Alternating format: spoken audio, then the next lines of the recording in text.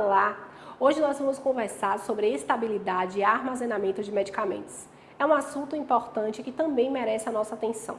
Se por acaso administrarmos um medicamento para o nosso paciente que não esteja com as suas propriedades estáveis, nós podemos trazer risco para a saúde desse paciente. E por isso, vamos entender alguns pontos. O que é estabilidade, Olga? Estabilidade é quando o medicamento consegue manter as propriedades físicas, químicas e farmacológicas desde o seu período de fabricação até o período que será administrado no paciente. Então, precisamos sempre prestar atenção e seguir todas as recomendações do fabricante. Como é que nós podemos manter a estabilidade desse medicamento? É seguindo as regras de armazenamento.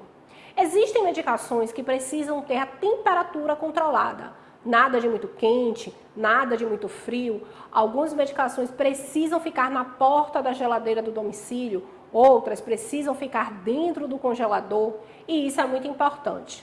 Se por acaso uma medicação precisa ficar na geladeira e existe o descongelamento daquela geladeira, aquele medicamento não é mais de confiança e por isso precisa ser devolvido ou descartado conforme a orientação da instituição.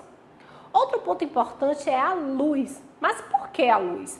Existem medicamentos que são fotossensíveis e por isso não podem ficar em um local muito claro, não podem receber a luz do sol, porque lembrando que a luz do sol também pode alterar por conta da temperatura.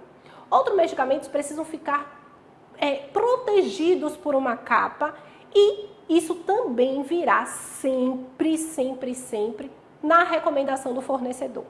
Outra informação importante, existem medicamentos que após abertos, eles precisam ser consumidos em um determinado momento, em um determinado período.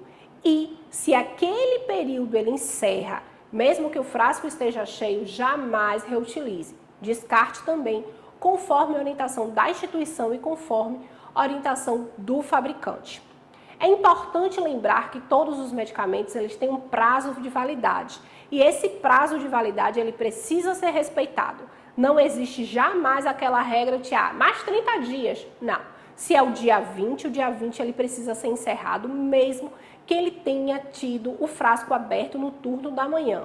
Chegou no turno da tarde, eu não vou mais administrar, eu preciso descartar porque ele não pode ser utilizado no dia seguinte.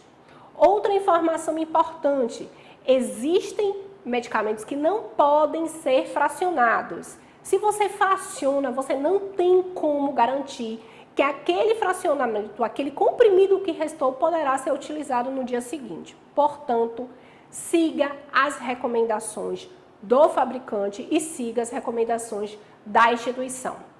Armazenamento e estabilidade é um assunto importante, volto a repetir. E se por acaso nós não seguirmos nenhuma dessas regras, teremos um sério problema.